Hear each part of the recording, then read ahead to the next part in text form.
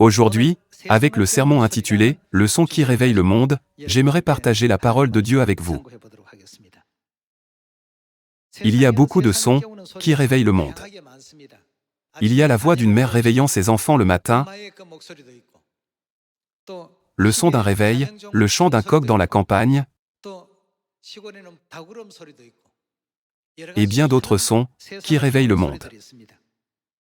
Cependant, une âme endormie ne peut pas être réveillée par un réveil, la voix d'une mère ou tout autre son. Dans ce monde, le seul son qui réveille nos âmes est la voix de Dieu le Père et de Dieu la Mère. De plus, les voix de leurs enfants, les saints, qui reprennent la voix de père et mère, peuvent réveiller le monde spirituel. Par conséquent, n'y a-t-il pas un enseignement dans Ézéchiel chapitre 3, où Dieu dit de réveiller le monde de sa part? Regardons Ézéchiel chapitre 3, verset 16.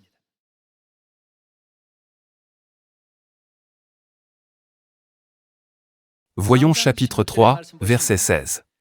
Au bout de 7 jours, la parole de l'Éternel me fut adressée, en ces mots, « Fils de l'homme, je t'établis comme sentinelle sur la maison d'Israël.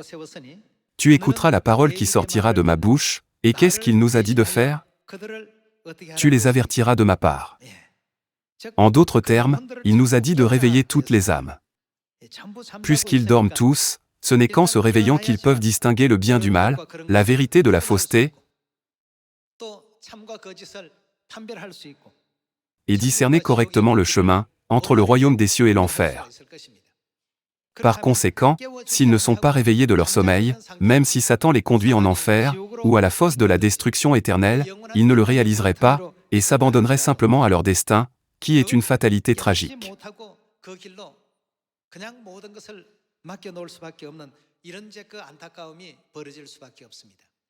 Par conséquent, vous et moi, devons graver profondément la volonté de Père et Mère, dans notre cœur, et notre esprit, et faire notre part pour réveiller le monde, en transmettant le son d'un réveil spirituel, c'est-à-dire la voix de Mère Céleste. Continuons avec le verset 18. Quand je dirai au méchant, tu mourras. Si tu ne l'avertis pas, si tu ne parles pas pour détourner le méchant de sa mauvaise voie, et pour lui sauver la vie, ce méchant mourra dans son iniquité, et je te redemanderai son sang. Mais si tu avertis le méchant, et qu'il ne se détourne pas de sa méchanceté, et de sa mauvaise voie, il mourra dans son iniquité, et toi, tu sauveras ton âme. Je pense que c'est le cri qui peut réveiller ce monde, et cette voix de prophétie doit être proclamée non seulement dans un pays, mais aussi dans le monde entier. Dans Jonas chapitre 1, verset 2, il y a une scène où Dieu ordonne à Jonas de pousser un tel cri pour réveiller le monde. Allons à Jonas chapitre 1, verset 2.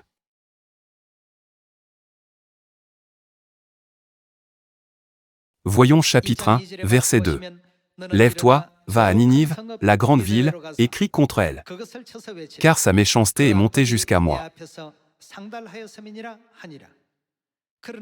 Et Jonas se leva pour s'enfuir à Tarsis, loin de la face de l'Éternel.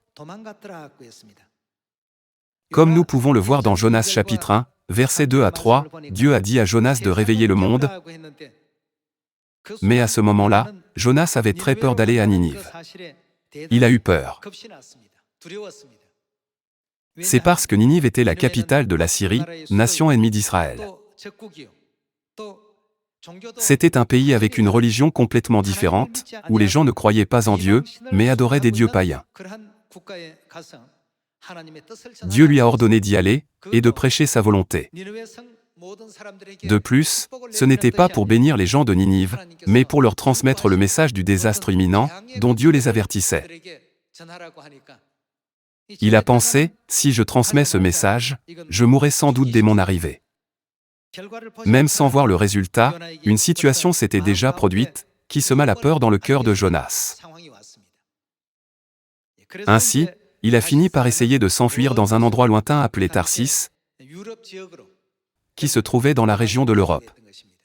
Depuis Jaffo, Tarsis se trouve à plus de 2000 km.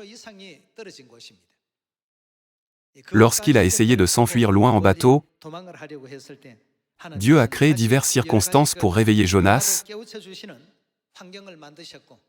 et finalement, Jonas a profondément réfléchi, s'est repenti, et en prêchant la volonté de Dieu, n'a-t-il pas conduit 120 000 personnes à Ninive à la repentance? Nous sommes tous les prophètes de cette époque. Lorsque nous réveillons le monde, tous les esprits endormis se lèveront et prêteront attention à la voix de Dieu. D'un point de vue physique, leur religion était celle qui adorait des dieux païens, et ils ne croyaient pas en Dieu, en s'opposant et en calomniant le peuple de Dieu. Spirituellement, c'était en effet une nation avec de nombreux problèmes. Par conséquent, il était vraiment difficile de comprendre que tout le monde dans une telle nation, du roi jusqu'à tout le peuple, en viendrait à accepter Dieu. Cependant, lorsqu'il a procédé comme Dieu l'avait instruit, le monde spirituel qui dormait s'est réveillé.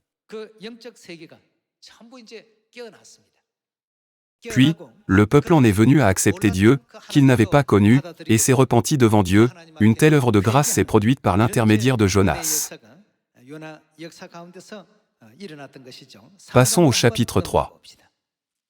Voyons chapitre 3, verset 1.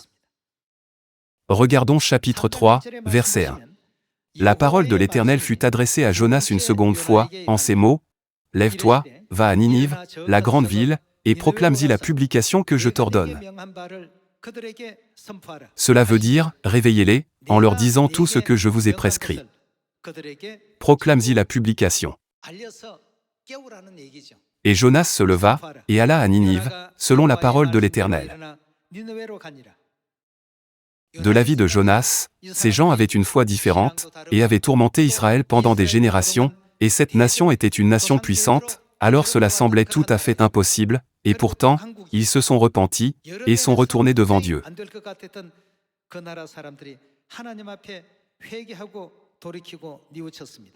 Voyons le verset 4.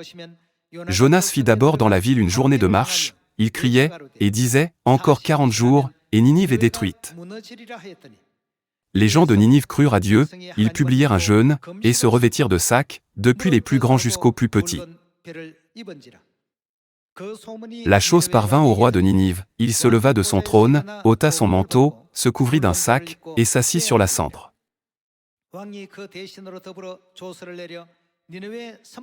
Et il fit faire dans Ninive cette publication, par ordre du roi, et de ses grands, que les hommes, et les bêtes, les bœufs, et les brebis, ne goûtent de rien, ne pèsent point, et ne boivent point d'eau.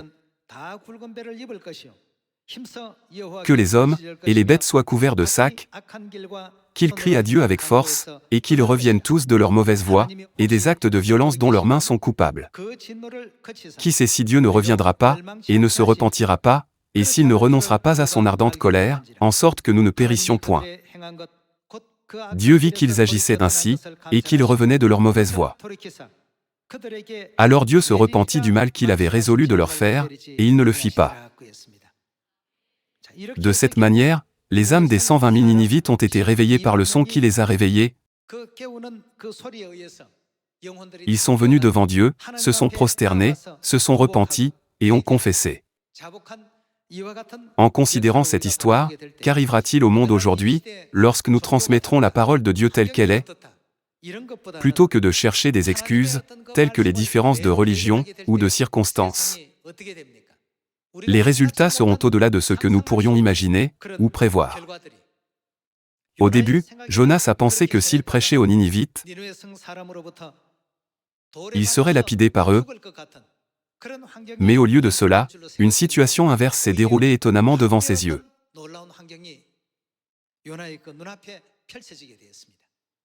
Une situation inimaginable s'est produite. Aujourd'hui, réfléchissons une fois de plus à la volonté de Dieu, qui nous a ordonné d'aller et de prêcher cet évangile dans la Samarie, et jusqu'aux extrémités de la terre. Dieu nous a donné la voix pour réveiller le monde. Par conséquent, n'épargnons pas notre voix, mais crions, et témoignons à cette personne, à cette autre, et à toute l'humanité. Je suis convaincu que Dieu nous accordera le pouvoir de réveiller le monde entier en nous donnant une voix claire, comme celle de Jonas à Ninive. Comme cela était présent dans l'histoire de Jonas, il y avait aussi une voix dans l'Église primitive qui a réveillé les gens du monde lorsqu'ils ont prêché l'Évangile selon la volonté de Dieu. Ouvrons Actes chapitre 2, verset 14.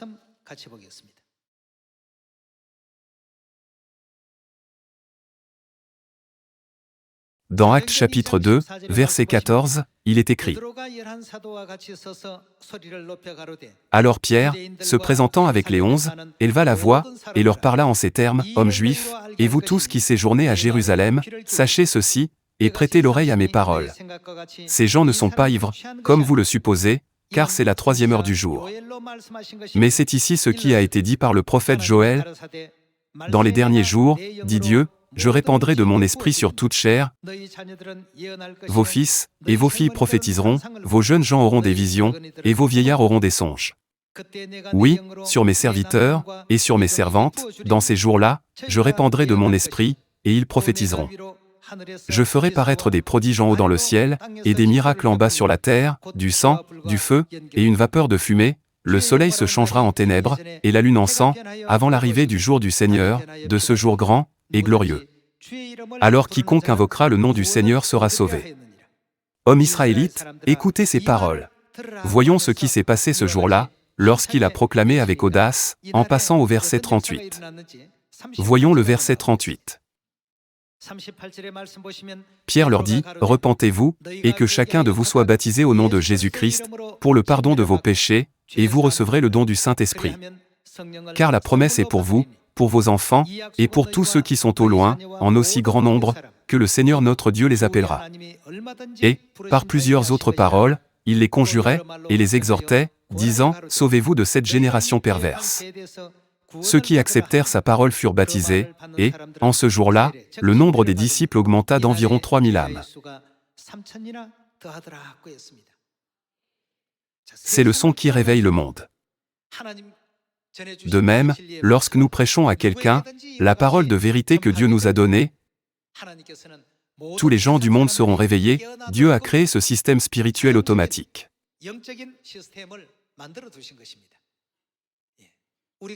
Lorsque nous prêchons l'Évangile selon la volonté de Dieu, que ce soit à chaque individu ou au public, une fois que nous prêchons, Dieu travaillera sûrement pour planter quelque chose dans le cœur de ces personnes. Cependant, si nous prêchons sans foi, nous n'obtiendrons aucun résultat. En d'autres termes, cela peut être considéré comme planter une semence qui est morte et qui n'a pas de vie. Cependant, n'est-il pas écrit que la parole de Dieu est vivante? De plus, n'est-il pas écrit qu'elle est pleine de force?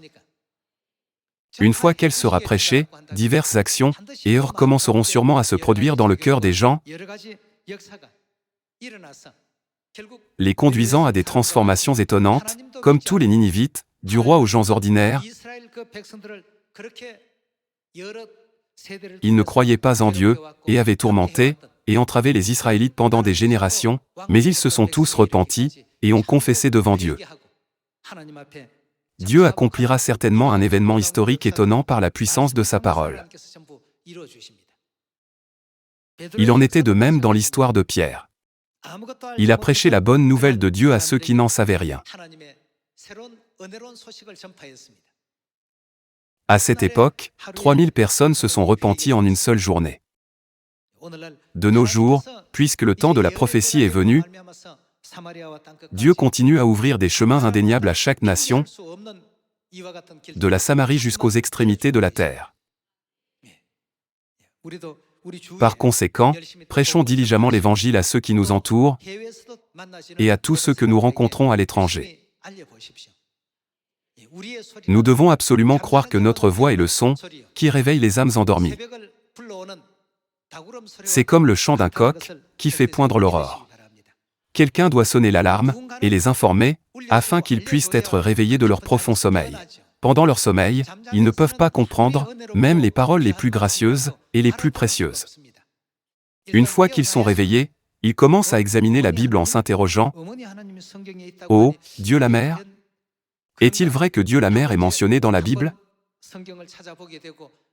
Et en étudiant la Bible, ils réalisent « Dieu le Père et Dieu la Mère sont venus sur cette terre humble en chair pour pardonner les péchés de leurs enfants. » De plus, en apprenant, en acceptant et en recevant tous les enseignements de la vérité, y compris le sabbat, la Pâque et toutes les fêtes de la Nouvelle Alliance, beaucoup d'âmes peuvent se diriger vers le chemin de la repentance. Dieu a fait en sorte qu'une fois l'Évangile prêché, tous les pays du monde puissent ouvrir ses oreilles. Cette terre n'est en aucun cas un grand endroit. Ne semble-t-elle pas aussi petite qu'un grain de riz, vu de l'espace ? Ce monde n'est qu'un point encore plus petit qu'un grain de riz. Par conséquent, nous devons devenir ceux qui répandent de toute urgence ce cri, qui réveille tout le monde dans le monde entier. Regardons Actes chapitre 13, verset 42. Chapitre 13, verset 42. Voyons le chapitre 13, verset 42. Lorsqu'ils sortirent, on les pria de parler le sabbat suivant sur les mêmes choses, et, à l'issue de l'assemblée, beaucoup de Juifs et de prosélytes pieux suivirent Paul et Barnabas, qui s'entretinrent avec eux et les exhortèrent à rester attachés à la grâce de Dieu. Le sabbat suivant, presque toute la ville se rassembla pour entendre la parole de Dieu. Les Juifs, voyant la foule, furent remplis de jalousie, et ils s'opposaient à ce que disait Paul, en le contredisant et en l'injuriant. Paul et Barnabas leur dirent avec assurance, « C'est à vous premièrement que la parole de Dieu devait être annoncée, mais, puisque vous la repoussez, et que vous vous jugez vous-mêmes indignes de la vie éternelle, voici, nous nous tournons vers les païens. Car ainsi nous l'a ordonné le Seigneur, je t'ai établi pour être la lumière des nations, pour porter le salut jusqu'aux extrémités de la terre. » Les païens se réjouissaient en entendant cela, ils glorifiaient la parole du Seigneur, et tous ceux qui étaient destinés à la vie éternelle, qu'ont-ils fait ? Crurent. Ils ont tous reçu un réveil. Dieu a placé dans la voix de Paul le son, qui réveille le monde, et les gens qui ont les esprits endormis. Dieu l'a également placé dans nos voix. Dieu nous a donné le pouvoir de réveiller le monde. Le coq doit chanter le matin. Son rôle est de réveiller le monde. N'êtes-vous pas d'accord ? Tout comme Dieu a créé le coq pour réveiller les gens de leur profond sommeil, à une époque où il n'y avait pas d'horloge. En cette époque, Dieu a dit à ses enfants, « Réveillez le monde à ma place. » Pour cette raison, il nous a déjà donné la capacité de réveiller le monde. Nos voix ne sont pas ordinaires. Dieu nous a accordé le son qui réveille l'âme de tous les gens du monde, et grâce au fait que Pierre, Paul et Jonas ont rempli ce rôle avec diligence et fidélité,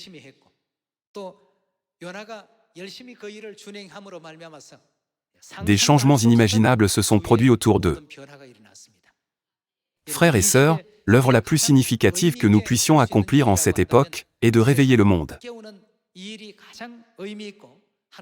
Puisque c'est ce que Dieu nous a confié, nous devons être ceux qui témoignent à tous les gens de Père Céleste et de Mère Céleste et prêchent la vérité de la nouvelle alliance que Dieu nous a donnée. Voyons également la scène montrée dans la prophétie sur les cris qui réveillent le monde. Maintenant, tout le monde doit reconnaître que notre voix n'est pas une voix ordinaire, et nous ne devons plus rester silencieux.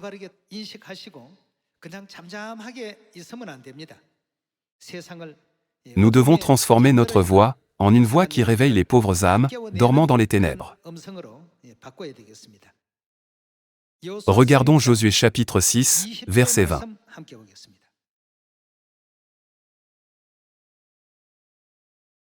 Voyons chapitre 6, verset 20. Le peuple poussa des cris, et les sacrificateurs sonnèrent des trompettes. Lorsque le peuple entendit le son de la trompette, il poussa de grands cris. Que s'est-il passé ? la muraille de la ville de Jéricho s'écroula. Qu'est-il arrivé à la barrière, qui protégeait leurs ennemis, comme un énorme obstacle devant eux? Non seulement il s'est écroulé en un instant, mais le bouclier même qui les protégeait est cassé, ce qui a conduit Dieu à détruire tous les ennemis de la ville de Jéricho.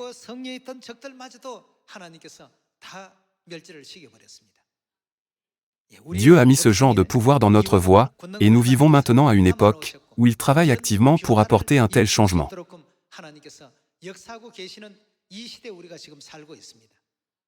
Je ne vous demande pas de le faire avec vos propres capacités.